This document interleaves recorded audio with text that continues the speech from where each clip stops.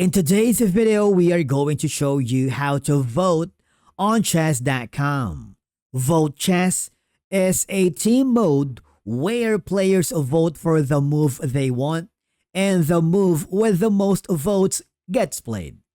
Let's begin. Now open chess.com, log in using your credentials, hover to the left side panel of your dashboard, click the More, and then scroll down until you find the three dots that says Other, and then hover to where it says Vote Chess.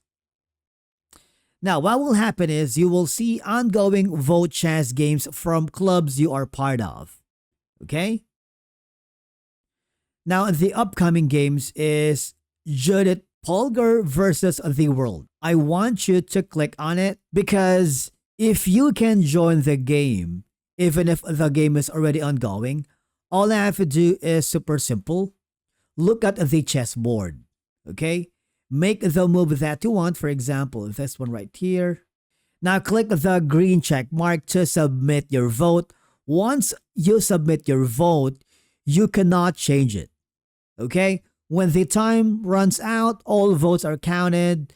The move with the most votes are played automatically, and if there's a tie, the most recent voted move may win depending on settings.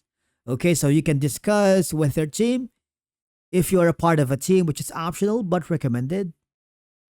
Now, next time you play the Vote Chess, you need to think carefully because you only get one vote per move. Vote Chess is about teamwork and learning from others, so you might want to read some team discussions before voting. And basically, that's how you vote on chess.com. Thank you so much for watching. We will see you again in the next video.